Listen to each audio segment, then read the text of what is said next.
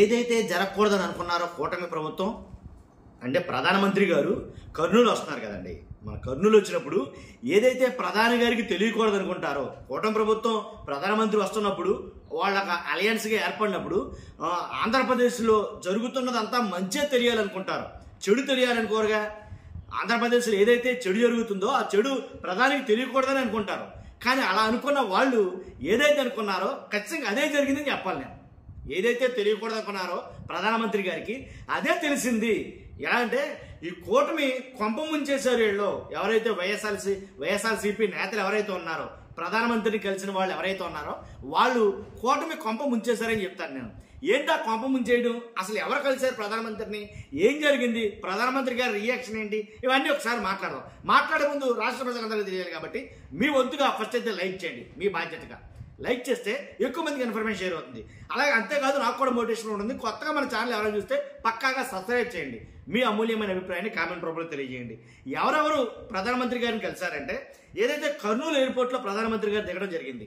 కర్నూలు ఎయిర్పోర్ట్లో దిగిన తర్వాత వైఎస్ఆర్సీపీ తరపు నుంచి ఎమ్మెల్యే విరూపాక్షి, ఎమ్మెల్సీ మధుసూదన్ గారు, అలాగే జడ్పీ చైర్మన్ గారు ప్రధానమంత్రి గారిని కలవడం జరిగింది. ప్రధానమంత్రి గారిని కలిసి ఒక వినతి పత్రం అయితే ఇచ్చారు. ఆ వినతి పత్రం కమ్ము ముంచేస్తుందని చెప్పాలి. ఏంటా వినతి పత్రం అని అంటే కనుక, ఆ వినతి పత్రంలో ఏముందంటే, ఏదైతే మెడికల్ కాలేజీల ప్రైవేటీకరణ అసలు తెలియకూడదు అనుకున్నది ఇది కదా.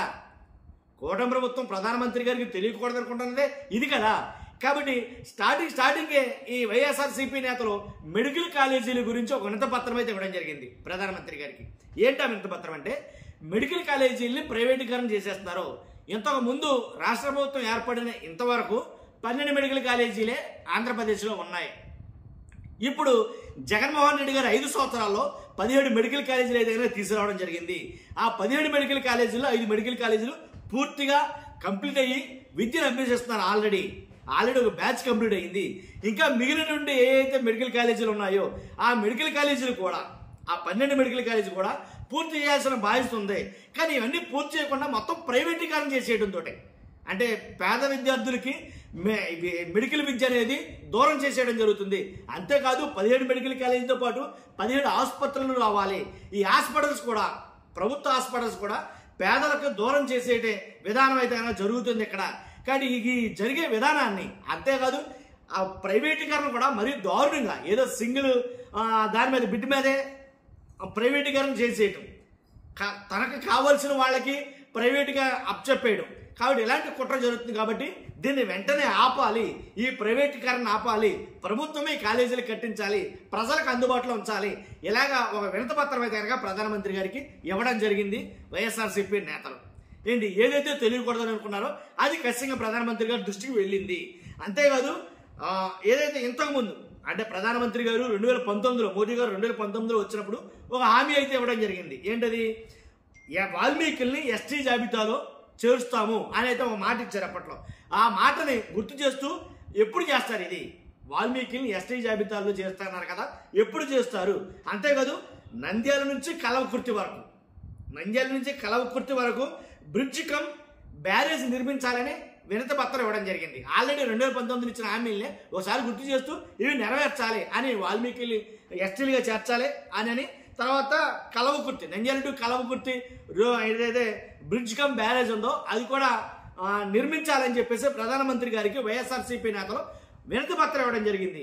ఆయన చెప్పడం జరిగింది అనమాట. అలాగే జగన్ గారు కూడా శుభాకాంక్షలు చెప్పాలని చెప్పేసి ఆయన చెప్పడం జరిగింది. మొత్తం ఏదైతే అండి ఆంధ్రప్రదేశ్ గుట్టు ఏదైతే గుప్పెట్లో ఉందో దాన్ని ప్రధాని గారి దగ్గర తీసుకెళ్లారంటే ప్రధానమంత్రి గారి దగ్గర ఆయనకి ఇప్పుడు దాకా తెలియకుండా ఉంటుందా? మోదీ గారికి ఆంధ్రప్రదేశ్లో జరుగుతున్న ఇవన్నీ కూడా, ఏవైతే కొన్ని జరుగుతున్న ఆంధ్రప్రదేశ్లో మెడికల్ కాలేజీల ప్రైవేటీకరణ మీద ఉద్యమం కావచ్చు, అలాగే ఆంధ్రప్రదేశ్ చేస్తున్నటువంటి రాష్ట్ర అప్పులు కావచ్చు, శృతి మించిపోయిన అప్పులు కావచ్చు, అలాగే ఏదైతే కల్తీ మద్యం గురించి కానీ, అలాగే పోలవరంపై పెడుతున్న ఖర్చు కానీ, ఇవన్నీ కేంద్ర ప్రభుత్వం అంటే మోదీ గారికి తెలియకుండానే జరుగుతాయంటారా అని అంటే కనుక నా అబ్జర్వేషన్ ప్రకారంగా అయితే తెలియకుండా ఏముండవు. ఎందుకంటే ప్రధానమంత్రి గారు ఒక రాష్ట్రం అలయన్స్గా ఉన్నప్పుడు, కూటమిలో భాగంగా ఉన్నప్పుడు ఆ రాష్ట్ర బాగోగులు ఏంటో ఆయన తెలుసుకుంటూ ఉంటాడు. ఆయనకు అప్డేట్ ఉంటుంది. ఒక ఇంటెలిజెన్స్ విభాగం ఆంధ్రప్రదేశ్లో కూడా పనిచేస్తూ ఉంటుంది. ఆంధ్రప్రదేశ్కి ప్రధానమంత్రి గారు వస్తున్నారంటే అంతకన్నా ముందే వచ్చి ఇక్కడ స్థితిగతులన్నిటి కూడాను, ఇక్కడ జరుగుతున్నదంతా కూడాను ఆ ప్రధానమంత్రి విభాగానికి తెలియజేస్తారు 100%. కాబట్టి ఇక్కడ జరిగిన మెడికల్ కాలేజీలు ప్రైవేటీకరణ కాడి నుంచి పోలవరం గురించి, రాష్ట్రంలో జరిగే అప్పుల గురించి, వీటన్నిటి గురించి కూడా ఖచ్చితంగా ఒక రిపోర్ట్ అనేది ప్రధానమంత్రి దగ్గర అయితే కనుక ఉండడం అయితే జరుగుతుందని నా అభిప్రాయం. కాబట్టి వీటన్నిటి మీద ప్రధానమంత్రి గారు ఎలా రియాక్ట్ అవుతారు అనేది ఇక్కడ ఇంపార్టెంట్. కాబట్టి కూటమిలో భాగంగా మనవాళ్లే కదా అనే విధానంలో ఉంటారా, లేకపోతే దీని మీద ఏమైనా యాక్షన్ ప్లాన్ తీసుకునే విధానం ఏమైనా ఉంటుందా? ఎందుకంటే కనుక ఆల్రెడీ వైఎస్ఆర్సీపీ నేత జగన్ గారి గురించి ప్రధానమంత్రి మోదీ గారికి ప్రత్యేకించి చెప్పనవసరంలా. మరి ముఖ్యంగా ఇంటెలిజెన్స్ దగ్గర ఉన్న రిపోర్ట్ అంటే చెప్పమంటారా జగన్ గారి విషయంలో? జగన్ గారు వెంట జనం ఎందుకు అంతమంది ఉంటున్నారు అనే దాని మీద కేంద్ర ప్రభుత్వం దగ్గర ఒక నివేదిక అయితే ఉంది అన్న మాట మాత్రం వాస్తవం. ఇది చాలా మంది నోటంటే వినపడుతున్న మాట. కాబట్టి ఇలాంటి రిపోర్ట్లన్నీ కేంద్ర ప్రభుత్వం దగ్గర ఉంటాయి, మోదీ గారికి తెలిసే ఉంటాయి.